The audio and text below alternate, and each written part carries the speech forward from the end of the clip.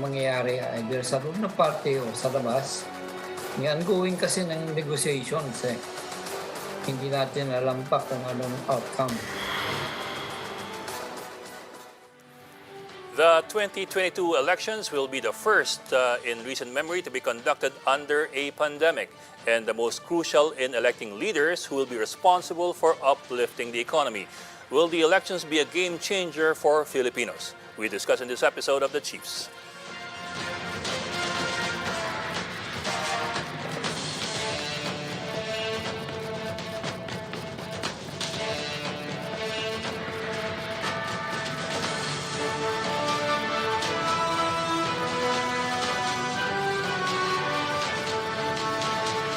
And welcome to this weekend edition of The Chiefs. I'm Ed Lingao, and also with me is Ana Marie Pamintuan of the Philippine Star and Ami Pamintuan of the Philippine Star.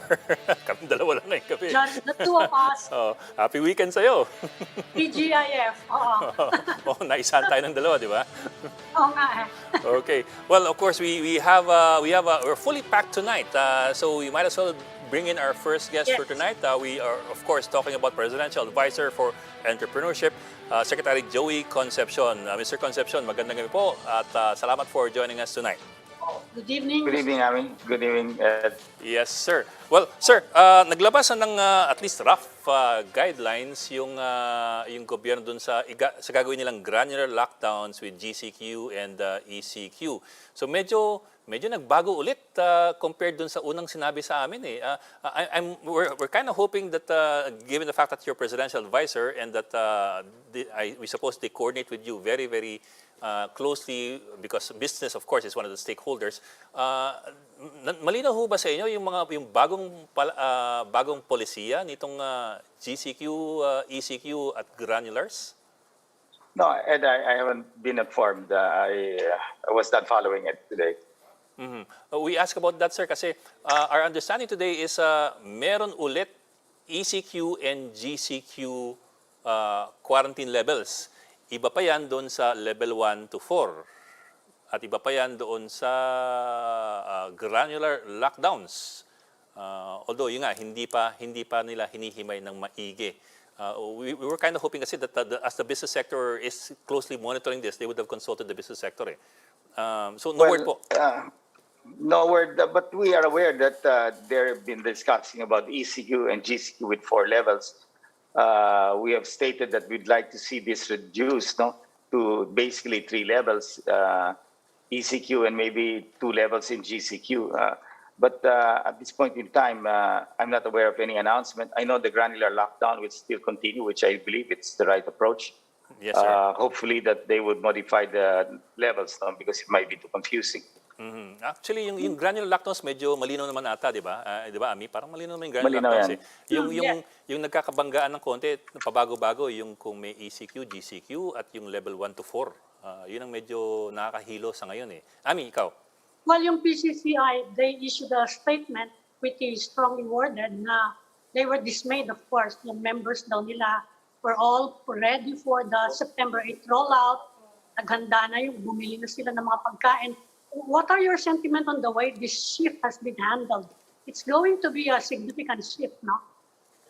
Well, I'm with Sila Eric Tang here of the restaurant.ph. They have 200 brands. Of course, the salon and the spa and the gym people, they're all in the same group that we've been working together on this, how to reopen the economy. It's a touch and go situation, the way I look at it. I think definitely it's going to be granular, which is the right approach. Now, hopefully, the quarantine levels are not confusing. If you have 5 levels where ECQ and GCQ 1 to 4, that's 5, then how do you implement that in a granular approach? Then will one locked area will have a different level from another area? So I think hopefully this will be released and better clarity and better execution.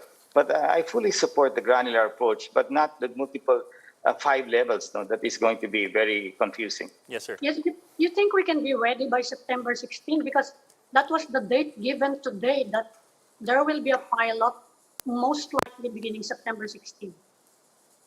Yes, I think that they should do a pilot. I believe so. I think the mayors also filed the resolution very yesterday, and it was discussed in the IDF, calling for greater mobility of the vaccinated. No? So somehow the mayors are supporting our recommendation to get the vaccinated part of the economy, open it up, and let them be the consumers during this period. No? Because it's very risky to get the unvaccinated to be our consumers, no, at this point in time, because of the risk. And I got a word from one of the medical advisors yesterday. The private sector can help increase the capacity of the hospitals, no, so they can what do you call this, open up even more the economy. I think, and I was telling them that what the approach should be is that we should try to reduce the number of unvaccinated getting to the hospitals, and that is basically through vaccination, no, and reduce mobility. No, the only way that you can shield the unvaccinated is, of course, them taking the vaccine. Number two, a reduction in mobility. No. Well, in Cebu City, they've pushed ahead. We've heard reports that they've pushed ahead with some form of bakuna bubble. But the DILG said they have to wait for the national government. In your opinion, do you think the private sector should be given more leeway to decide on this? If it's your business, I know it's a gray area. That's what the DILG also said. Legally, it's a gray area. But you think the private sector should be given leeway in deciding whether you should provide incentives to vaccinated people? Well, I don't look at it really as incentives. I really look at it as protecting the unvaccinated. No? So if you want to protect the unvaccinated, you will not allow them to go to business establishments that are higher risk. No? And definitely dine-in. Indoor dining is much higher. I mean, gym, spas, and all of them. But we can't also allow these businesses to just close. No? I mean, we have to allow them to open up, and that is also discriminatory in a sense. No, so I don't know why is the conclusion that keeping the unvaccinated protected is discriminatory.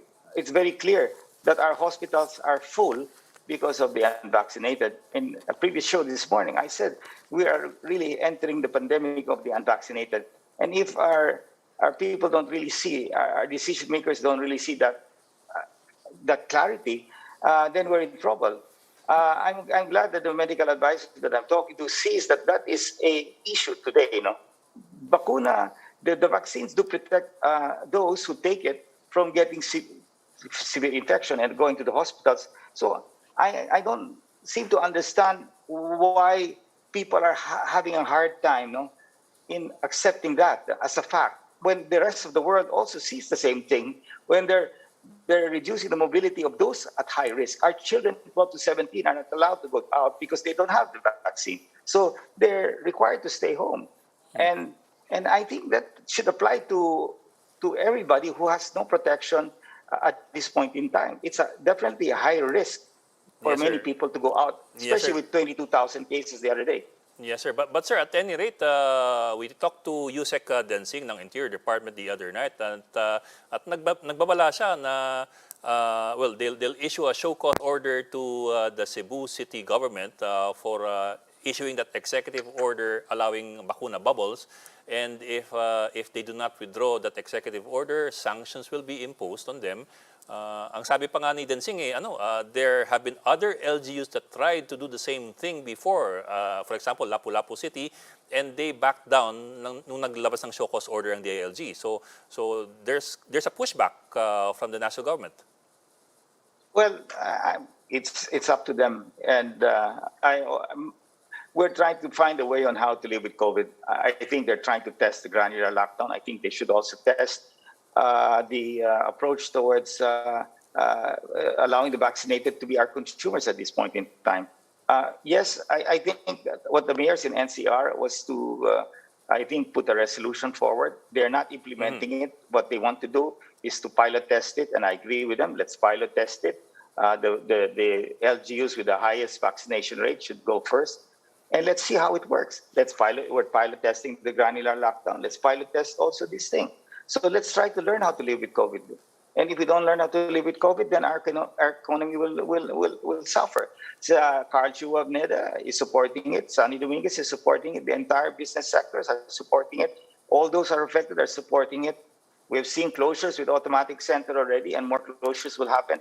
So you cannot just you have to have a healthy economy and as well a healthy environment. So we have to approach it both ways. And there is a limit, no, of locking down businesses. We are approaching that limit, and people have debts to pay. And let's put that there. Nobody wants to see a lockdown. People are suffering. They were frustrated when everybody thought it was going to open, and then all of a sudden they had to close. And I understand maybe they had to look at certain issues before really implementing it. But it's very important that we have to plan well, no, and execute well. That's all I have to say. No, I mean, the frustration in the business community is really very high, and I understand, no, their plight, no, and you can't blame them. They have people to feed, they have debts to pay. That's the bottom line. When cases started surging because of the Delta variant, you supported the return to the hard lockdown, ECQ, although it's modified, no, it's not the lockdown of last year.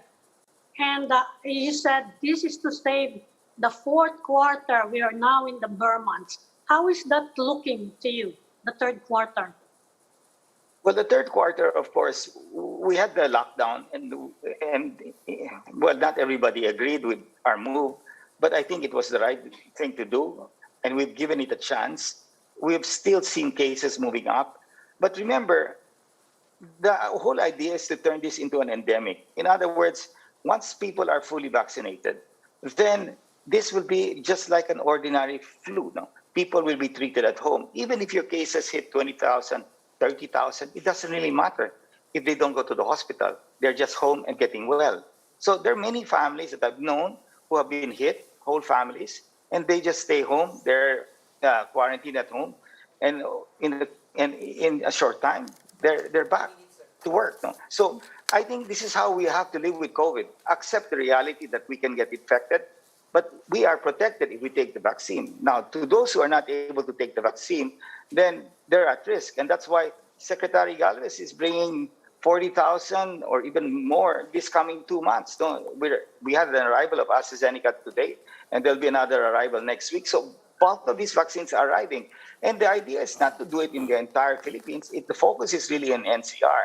Now, Mayor Rama, who implemented it in Cebu, he discussed with us on how he did it, and they're really with a DOH and all of that, giving them the advice. I think with proper medical advice, the mayors should be guided. I think we have to give leeway to our mayors, no, because they're on the ground. They see the real situation. They can make the call as quickly as possible. In this centralized manner, no, when you're doing granular lockdowns, you really have to rely on your generals on the field, no? And these are our mayors and our governors, because we're going granular. It's going to be so detailed, no? As to barangays, as to sitios, that you will really need their machinery, you'll need their talent here.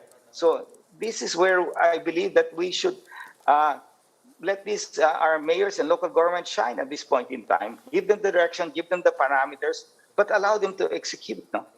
Yes, Are sir. you still confident or optimistic about prospects for recovery in the third quarter? Well, I think the third quarter, aside from, this is a third quarter where you have a lot of bad weather. We've seen a couple of typhoons just pass us. It's not it's a critical quarter, but it's not as critical as the fourth quarter. Now, the fourth quarter starts on October, no?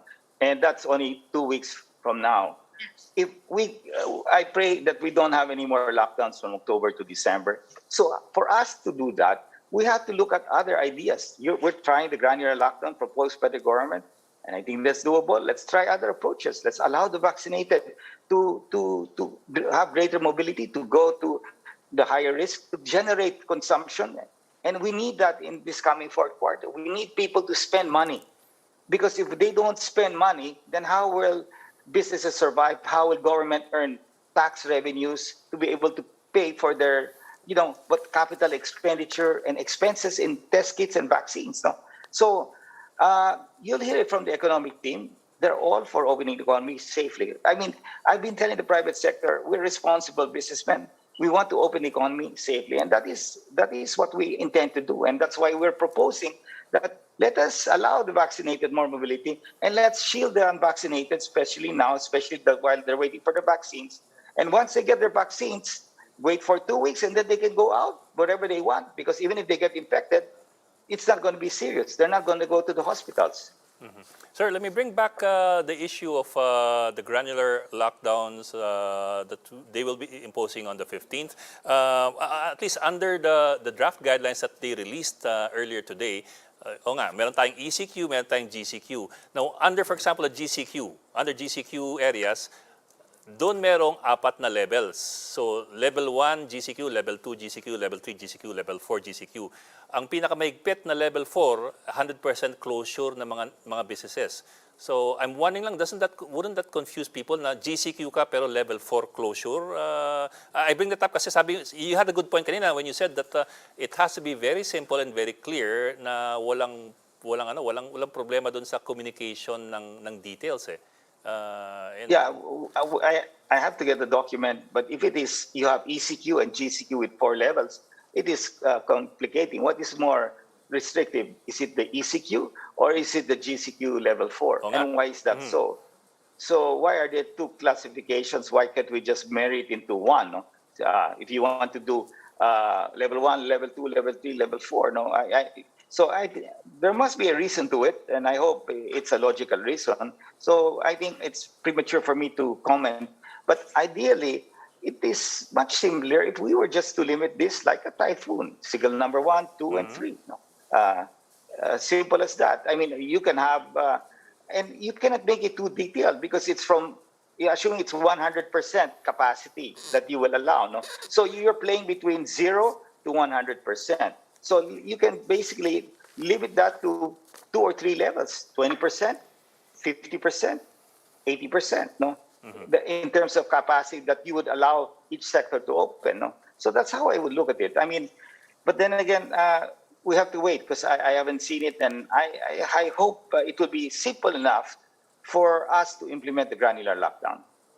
Well, we all know how difficult it has been to balance health and economic issues, and today, one of the hot button issues, one of the viral videos that came out today was the emotional comments of presidential spokesman Harry Roque directed at one of the leaders of the health sector.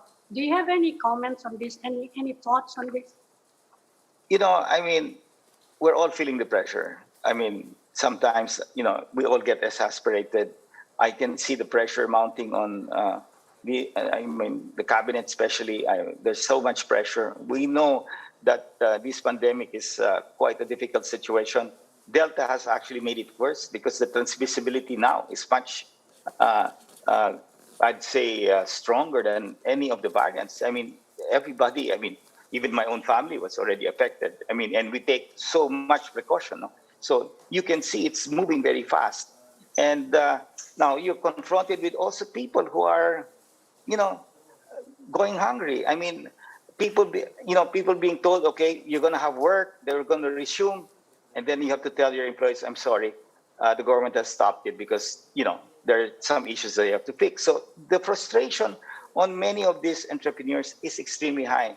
You can see their patience is really waning. And I don't blame them because financially, many are not doing well. Good, certain companies that are in essential sectors are doing fine, but many of them are still struggling. Look at our carinderias. They're in the food sector.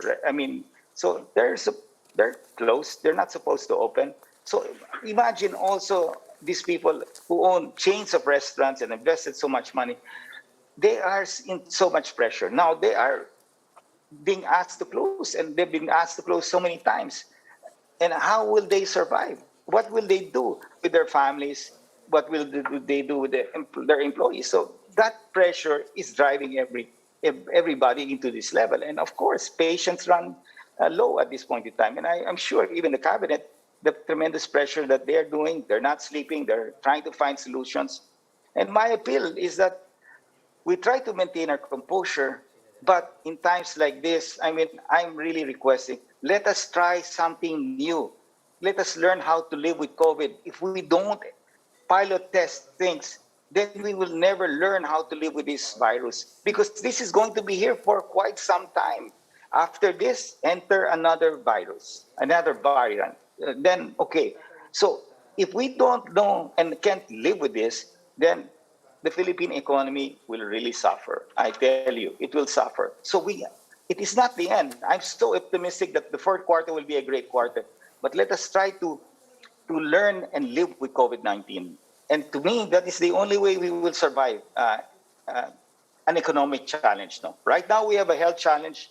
We're now entering the economic challenge. And if our economic secretaries are seeing that, and we are seeing that, now be confronted with two, a health challenge and an economic challenge. That is dangerous. Okay. Maraming salamat po, Presidential Advisor on Entrepreneurship, Mr. Joey Concepcion. Sir, thank you for joining us tonight. Thank you, Ed. Thank you, Amin. Ingat po. We will just go into a break, so please stay with us.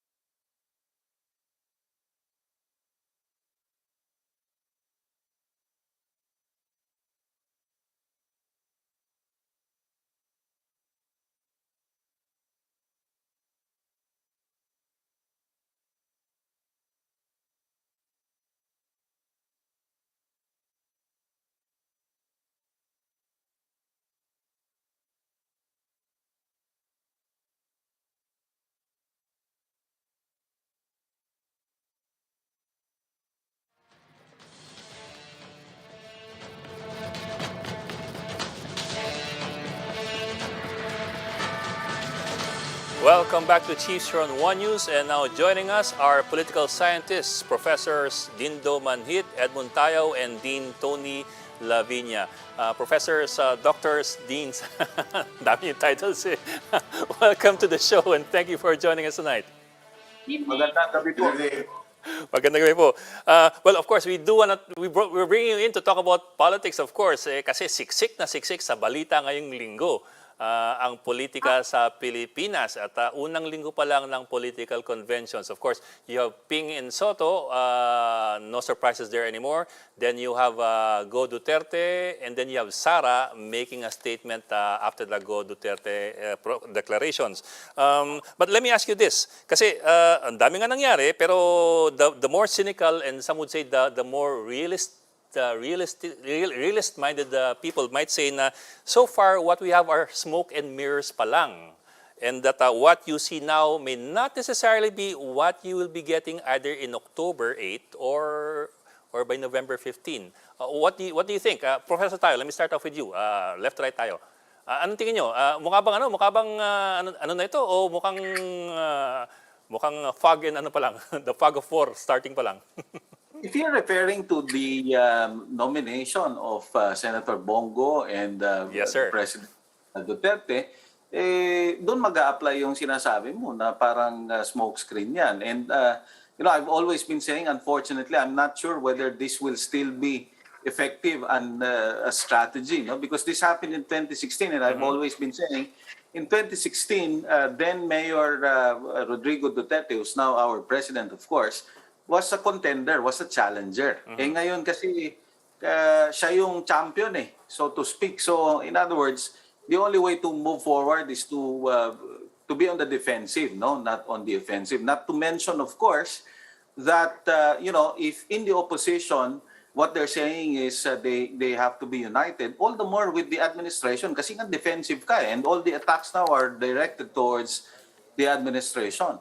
So ang hirap nitong ganitong sitwasyon, if you have to fend for your for yourself within your very own turf, no? And instead of concentrating on your strategies moving forward, kailangan mo muna mag-house cleaning. Yun yung pinaka-nakakaala dito. So let's see if it will still work, no? As far as the strategy of wait and see is concerned. I would still rather say declare now, especially during the pandemic, that the campaign would be different. So hindi ka na pwedeng mag-ikot-ikot basta-basta. You have very little time left and very little opportunity with you to go around and campaign. So I hope the contenders, really have taken all those into consideration in the scribbling their steps moving forward. Professor Manhit, sir. Good evening. What we see really is a lot of political noise, because at the end of the day, it's who files by the first week of October, and a lot of things are happening really behind the scene. When I hear news that Mayor Sara is not running because of simply the statement of the father that he's running, what's the use of all the things that she has done, the launches in different places since January of this year? So it really tells you that is this really, and PDP Laban, it's not really a force to reckon with when you look at it, given the nature of, first, will they be the official PDP Laban? That's still a question up for COMELEC to decide. So it's not really, so to put focus, and I really don't understand why they proceeded with the convention. There's no political value whatsoever, but something that we need to look at really there are running surveys now, and we might see long list that will come out in public, but there will be commission question inside it, and that will define the final list of candidates. I think they're all testing.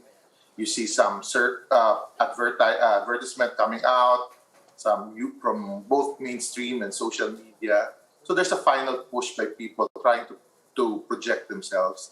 So key to that really is what will happen come October. Dean Tony. And also, Professor, I suppose this November 15 din kasi last day ng substitution Yes, so, the substitution, it's good that it's earlier. It's earlier. May second date na tayong binabantayan ngayon. Hindi lang yung first date, second date na kailangan bantayan ngayon Dean Tony po. I have the same observation. But I want to also reiterate din yung sinabi ni Ed na this is a different time and a different campaign. The stakes also are very high, this time. And so I think that old strategies probably will not work. Diba? So for example, itong kay Mayor Sara at President Duterte, I actually think it's a real debate, that I really think that Sara doesn't want the father to run with her. She sees the father as a burden in the campaign, and she certainly doesn't want to be president with the father as the vice president, because she's already had a bad experience when the father was the vice mayor when she was mayor. Alam naman ng lahat yan, di ba? Na of course, vice president has no powers. Vice mayor, in fact, has powers, di ba? Because the vice mayor has the legislative The council, yes. council. But still, if the father is vice president, there are people in the cabinet that will owe their loyalty also to the Yeah. father. So it makes sense na Sara doesn't want this. And I think I agree with her that the father will be more of a burden in the campaign rather than a positive, di ba? So, but that will be resolved. That's a family quarrel, di ba? In the Philippines, political family quarrels are generally resolved eventually, I mean, on what would benefit the family the most. So I would suspect that Sara would get her way and be the candidate, and that the vice president will also be eventually Sara's choice. I mean, rather than the president's choice. But you know, as we said, I mean, in this particular group, mukhang aabot tayo ng November sa substitution before we really know, di ba? Kasi it's the old book. They want to confuse the public. They want to confuse the opponent, so they'll do that. Pero mas straightforward sa tingin ko yung opposition, di ba? I mean, lalo na yung I mean, we already have, of course, Lacson and Soto. They will run. I think Pacquiao will run regardless of whatever the coalition talks. I mean, there's an attempt to talk to each other, but I think Pacquiao will run. There's doesn't make sense for him not to run as VP with anyone, and for anyone else actually to get him as VP. Because he will not strengthen the other tickets. I mean, so the real question for me, the real suspense question that makes me that there's some suspense is what will happen to Lenny, VP Lenny, Isko Moreno, Grace po only as vice president. What's the combination eventually there, and whether they'll be able to unify, right? And then in that case, whether Sambayan would be supporting one or the other, or a unified ticket from that camp. I mean, that's straightforward. That will happen before October 8th. So that's my view right now. Since you mentioned the Sambayan already, and you know what they say, that they need to unite behind a common candidate to beat the administration. But are you actually seeing a one-on-one, an administration and an opposition candidate? No, there won't be a one. Sorry. Yeah, are you seeing a three-cornered fight, four-cornered fight, or free-for-all? At least four-cornered. Yes. Because, as I said, Pacquiao will run and Lacson will run. And it might be that Lacson at the last minute might endorse, but maybe at the last minute either will endorse if they don't. But you can see that they will run. I mean, you can see that already in the cards, right? The only question is whether there will be, and I think also Isko Moreno will run. That's a given, based on what he's doing, and based on the really just setting up everything, right? I mean, the only uncertainty in that side is so for sure there'll be a four-cornered fight. A Duterte candidate, and I think there's going to be only one. There won't be a Bongo candidate, and then there will be Lacson, Pacquiao, and then the only question is whether there'll be Lenny and Isko, or that group, those groups will unite, and then they'll be saying they're the opposition. Because if you look at it, Pacquiao is not necessarily saying that. I mean, Pacquiao is attacking the corruption, etc., but still trying to align himself with some of Duterte's, and Lacson, of course, they're attacking the corruption, but they also support certain things, right? They don't see their opposition necessarily. But Isko has already positioned himself as opposition. And you can see it's very harsh. You can see the rhetoric of that's going to come out of Isko Moreno. It's going to be hard-hitting against this government. Well, in fact, Senator Lacson is positioning himself and Senator Soto as at the middle ground. Yes. So, and we're actually seeing both camps, administration and opposition, they're both split. Anong tingin nyo in that kind of fight? Mag-aagawan ba ng boto yan? The admin votes will be split, gano'n? Within There's no such thing as No. there's no such thing as administration and opposition when you go into actual election battle. Yeah. Just look at who Duterte was before he filed for PDP. So he was 5 years working with the Liberal Party before that. So at the end of the day, it's a matter of these personalities either defining themselves as a better choice for 2022. Some will say that they are more moderate. Some will they position themselves to be more opposition. Of course, the problem with opposition, those who define themselves associated with the previous administration about the Aquino, of course, they carry some negatives from the point of view of certain people.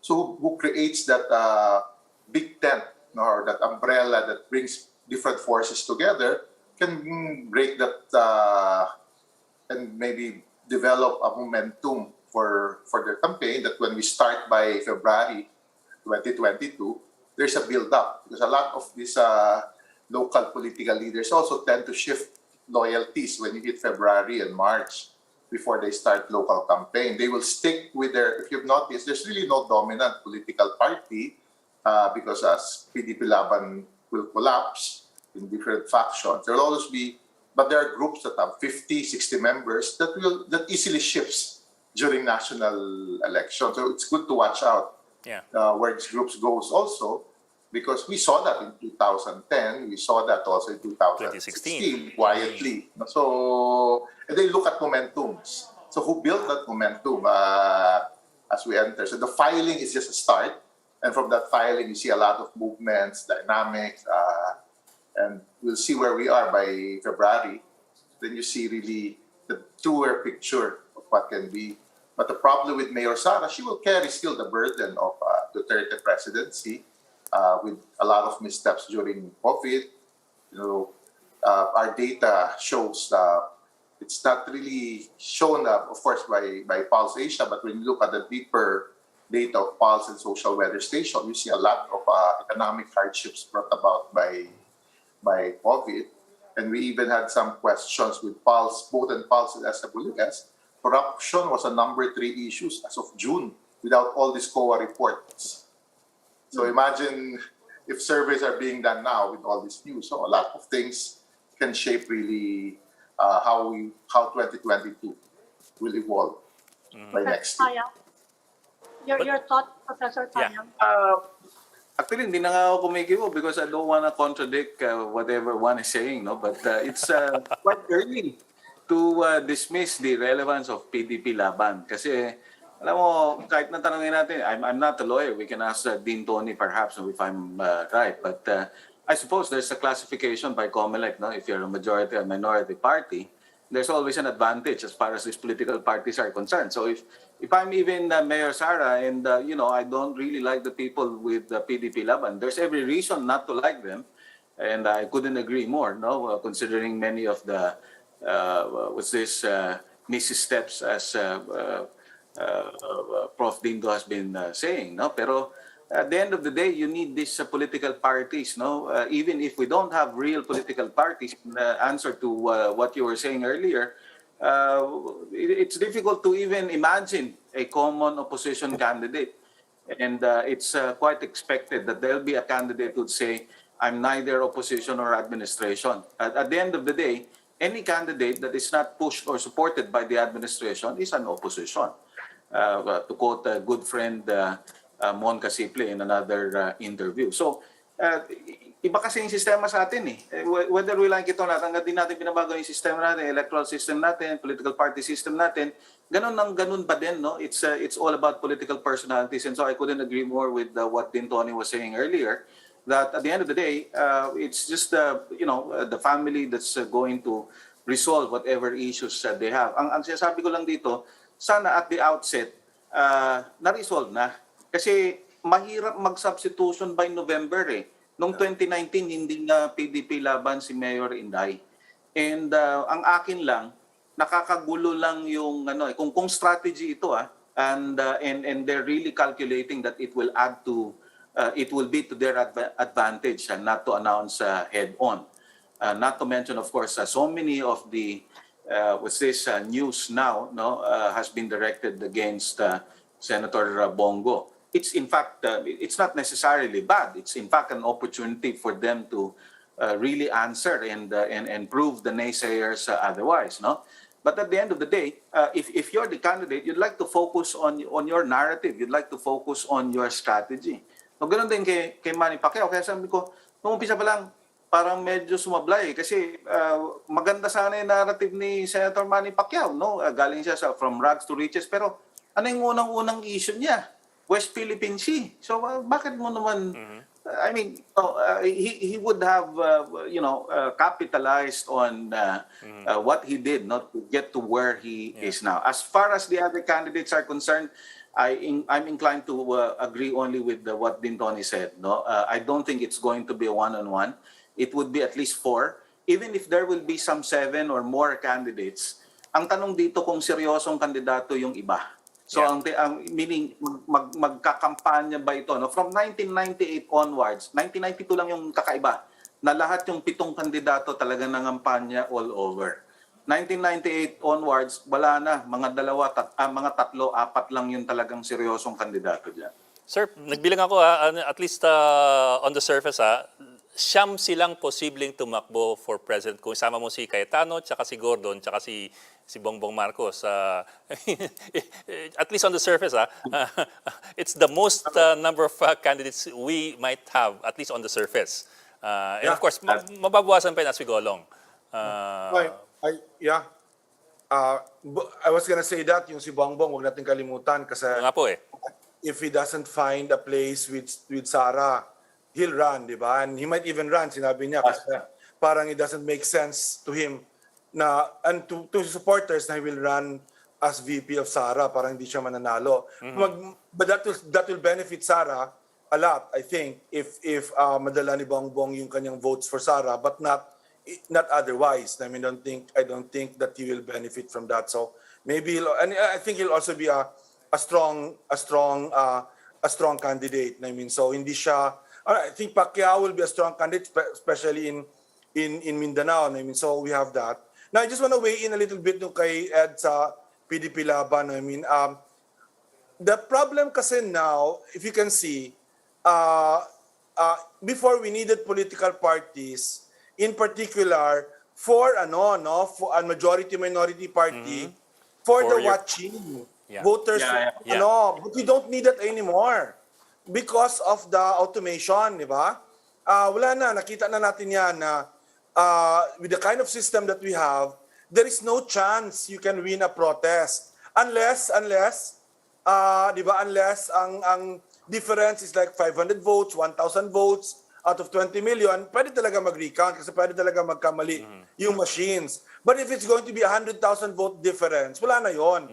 Nakita natin yan sa VP Robredo case where the Supreme Court really did its job well. I mean, and you can really see na there is no way that you can do that. So talagang I will not invest on money on watchers, kung watchers lang. But of course, watchers are also your campaigners, di ba? That's where you can. But you can do that without watchers. You can for every precinct meron ka din campaign workers that you can do. Pero sir, yung party machinery po, is it still something that parties can hold on to? Na may makinara kami sa grassroots, yan ang papatakbuhin namin. Sila mga kampanya. Lalo ngayon na pandemic situation na baka mahirap mag-rally. May ganun ba? But on the other hand, Ed, more than usual siguro, baka usually sa presidential at vice presidential, machinery doesn't work, di ba? Kasi yung local officials, they will just be really concerned about themselves, di ba? And then of course, yung sa senatorial, okay lang yon kasi meron naman silang space for pang ano lang yon, lalagay lang naman yung sa sample ballot nila, di ba? And they really don't But this time around, it could be more influential than usual.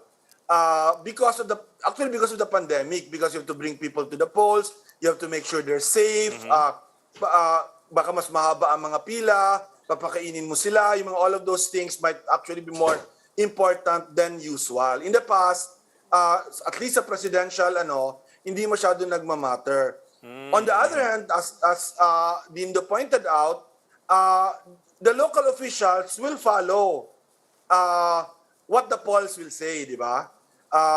I'm telling you, in 2016, kung hindi pumasok si Duterte, madami sa kanila lumipat kay Grace po or kay Binay. depending on, all of them were with, as usual, all of them were with Rojas as of March, di ba? Or most of them Yeah. were with Rojas. But they would have shifted to Binay or to Poe, depending kung sinong biglang umatras. Nagulat lahat na si Duterte, di ba? Nagulat lahat na si Duterte, na-freeze lahat yon.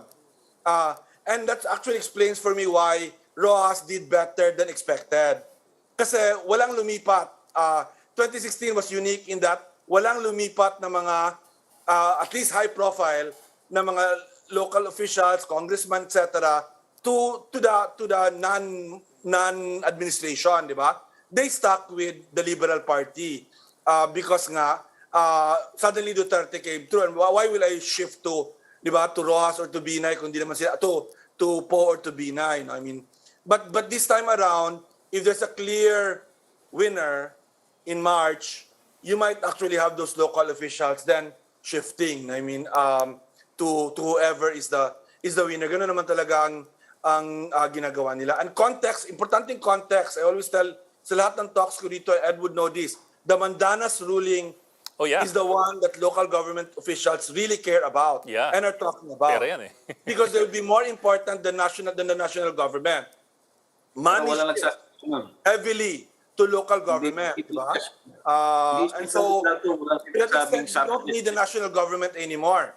Kasi yung budget now will be automatically appropriated, automatically released. Kasama siya sa IRA na, di ba? And so, leverage ng local government is bigger than before. Yeah. Professor, and gentlemen, I want to ask you about are you seeing any pivotal or defining issue because we're talking about personalities and of course everyone is focused on the pandemic. Pero ano kaya yung magiging focus ng voters? Are they going to think about capability to deal with the pandemic actually? I mean, ano yung focus? Definitely capability yan kasi ano pang aasahan mo sa gobyerno. If there's any reason, no, if you are going to do a comparative study between the Philippines and the other countries, no, mataas palagi ang voting natin, no, yung mga tao na bumoboto, no, always reaches a significant number, no, more than 75%, no. Pagka advanced democracies ang pinag-uusapan natin, masaya na sila kung naka 50% sila na voting turnout. Bakit? Kasi ang laki ng inaasahan natin na pagbabago kapag may bago tayong Pangulo. At lalo ngayon, no, sa sobrang hirap at ngayon, pinagdidebatihan nga natin, itutuloy ba natin yung lockdown o i-open up natin? Yung mga gustong mag-lockdown, ang nakikita talaga nila, talagang sobrang dami talaga ng kaso. Imagine, reaching 23,000, medyo talagang unimaginable na itong level natin. Pero paano naman yung mga arawan ng sweldos? Ang hirap mong i-balance yun. Pero katulad ng binanggit din Tony kanina, wala pa akong nadidinig na kandidatong naglalabas ng issue eh. Puro mga strategy nila, kung sinong gusto nilang kaalyansa. Walang naglalatag ng plataforma nila. Professor Manhit, are you seeing any pivotal issue? On our part, we rely on data that we track, and we normally do this a year before election with social weather stations, Pulse Asia. So we do this question, what are the top issues? And you'll be surprised, COVID is number 7. Oh, really? What's number 1? It's a commission question on both. The number 1 is prices of basic commodities. Number 2 is jobs. Pero aren't they related to COVID? They're related to pandemic. They are. That's my point. It's related to COVID, but it suddenly takes a different form. People have accepted to live with COVID, but the reality of their day-to-day lives. But what's surprising was corruption goes into number 3. So they seem to see some assistance or the failures maybe. And we asked this question in 2 separate surveys, 2 separate times, but in 1 month, which is June, both Pulse and the Social Weather Station, because we wanted to see. Then we asked, what are the characteristics of the candidate that you're looking for in 2022? Of course, number 1, there's always that pro-poor, means may concern para sa kanila. Pero pangalawa, yung hindi corrupt, at pangatlo yung trustworthy. So makita natin na may hinahanap yung botante. Of course, this is a year before election. Who can fit that profile or posturing by any of these candidates? But critical really is, I believe that given the data that we saw, a key issue is number one, it's purely the economic issue will be top. Tiyan pa rin, And tiyan. we can break it down into presyo, trabaho at kita, kahirapan at gutom, which are all related to COVID. No? But sa kanila, this is more important.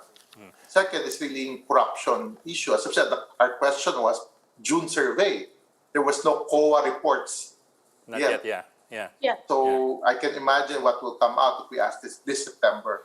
Prof, And third, Prof, if we can back up a bit the sa... China issue will still be, I believe it could be an emotional issue if it's tied up to fishermen, to environment, because it has its own national following. If it's taken up, that means if it's brought up, it's not a top of mind issue, but somebody brings it up, nagkakaroon ng emotional issue. So people might look at those issues, I believe, and see who among the candidates can best address or has the best way to dealing with these challenges that they see as voters for themselves. Prof, if I can, I'd like to back up a bit kasi sabi nga ninyo, number 1 ang presyo, number 2 jobs, number 3 ang corruption. Ano yung ranking nila in previous surveys para we can see if I wouldn't know. It's a question. If there's been an evolution.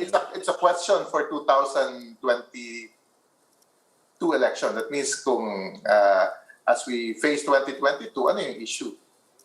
So it was meant for the 2022 election. So you cannot compare it. Yung mga popularity surveys, how much weight should we give them at this point? Kasi yung mga nakaraang mga eleksyon, nakita naman natin, yung mga early frontrunners, bumabagsak eh. Bumabagsak sila. At Surveys are snapshot, Ami, of the current view of a person or a voter towards a certain candidate at that moment. Kaya bumabagsak sila kasi umaangat na una, binabaril, yes. kasi ditutukan ng focus. We saw that with VP Binay, we saw that with Senator Grace Poe. I mean, my joke pa nga with our team in 2016, if the election was 2 months after April, baka pati si President Duterte bumagsak na rin because that was a strategy of the Liberal Party, which was to attack everyone instead of offering an alternative. So that's a type of politics that we can really expect. When you rise, there's an attempt to bring you down, and how good you are in defending yourself really will allow you to reach victory. So surveys is just a snapshot. It should not dictate that. Yeah, popularity surveys are very fluid. No? That's what you're saying. Yeah. Kasi, Yeah. di ba, we always have the winners in di ba, October, November, December, even February are not necessarily the winners in yeah. but I just want to add lang dun sa corruption. I think among the issues kasi you have to define yourself, di ba? Like Duterte, for example, if you remember, kaya siya nag-move forward, nakalampas sa lahat, kasi na-define niya sarili niya na iba yung kanyang approach sa drugs, di ba? Well, everyone actually had the same approach to everything else. Di ba? Kaya Duterte would just say, gawin ko lang lahat na sinasabi nila. Di ba? Kasi maganda naman mga programa nila. Adapt lang siya ng ibang economic Adapt ko lang policy. lahat, diba? So, pero ngayon hindi na pwede yun. Kasi there are several issues na ma-define against the Duterte candidate, whoever it is, di ba? One is corruption. And I think that's gonna be the most kasi kung nakikinig ka today, like today, I listened to the Senate, di ba? Ang dami pang lalabas, di ba? This is epic yung corruption na pinag-uusapan dito. Epic, lalo na because it's a pandemic related, di ba? So yun yung isa. And then mga sub-issues like West Philippine Sea, hindi nila pwedeng tatakbuhan yan. Or human rights, hindi nila pwedeng tatakbuhan. Maaaring hindi importante yan generally, pero may subset of voters na yun yung issue nila, regardless of who is running, di ba? And people have to take their stand there. People have to take their stand there. I think, for example, hindi yan mga negative na people will not vote against you because you're strong on human rights, or people will not vote against you because you're strong on West Philippine Sea, di ba? That will actually be positives rather than negatives. But sa corruption, dyan talaga, that's where everything will fall, no? Kasi how strong are you going to be on that issue, di ba? Is going to be, I think, the biggest issue in this campaign. Prof. Tayo, we're about to end eh. Baka may gusto kayong idagdag. Well, lahat yan, I'm still would like to maintain, no? May kinalaman pa din sa COVID, whether it's corruption, whether it's employment. Kasi ramdam mo, Sanga-sanga. ramdam natin yan dati pa. Pero ngayon kasi on a heightened level eh. Kaya I will join Dean Tony in saying, hinihintay na tayo maging resulta nitong mga investigasyon na nangyayari sa Senado. No, kasi at the end of the day, hindi mo pwedeng basta isang tabi lang yan. Sabihin mo, nangyari din kay Pedro yan dati. Hindi pwedeng gano'n lang. You have to answer it. No? But still, ang advantage lang kasi ngayon, wala pang lumalabas siguro na klaro na pwedeng malakas na lumaban sa administration. Kasi ever since, no, sinabi nga kanina ni Miss Ami na sa umpisa, parang alam mo kagad kung sino yung nangunguna eh. Pero pwedeng magbago yun later. Kasi hindi pa natin nakikita yung, hindi pa latag lahat eh. Hindi pa nakalatag lahat ng mga kandidato. No? So at the end of the day, it would really it would be very helpful for us to look at the numbers, to look at the facts and figures. But at the end of the day, really, precisely because our politics is personality, or not only personality oriented, it's dominated by personalities. It's a question really how you will be able, no, to paint the personality of a person. No, it's not only how he looks like; it's how he's accepted by people. How the very people, no, surrounding the person, no, could impact on the person, and so it's really important, no, how the people will see how a particular person as a candidate, no, can master enough belief and support in the end, no, in answering many of the issues that have been mentioned. Okay. Well, Professor, sorry, nakakainis, pero naubusan tayo ng oras eh. Can you imagine, isang linggo pa lang magmula ng political conventions, malapot na yung sabaw, pero hindi pa natin makita yung sahog. So, Marami pang mangyayari. imagine next month, di ba? So, we hope to have you again. Maraming salamat for joining us tonight for this very spirited discussion on politics. Okay, thank you very much. Thank you. Dean Ed Tayaw, Professor Dean Dumadihit, and Dean Tony Lavinia, and munti ka na pasalamatan si Ami. Professors, thank you for joining us tonight. Ami. Thank you. Thank you. Salamat po. Thank you, everyone. Salamat. Bye-bye, Thank everyone. you, Dean, Prof. Dindo. Salamat. Bye-bye. Bye-bye. Bye. Okay, that'll be all for this weekend edition of The Chiefs. We hope that what was discussed here will keep the conversation going. Now, before we go, a reminder to our viewers, mask on, wash hands, and stay safe, Philippines. I'm Ed Lingao. I'm Ami Pamintuan of the Philippine Star, and we are one.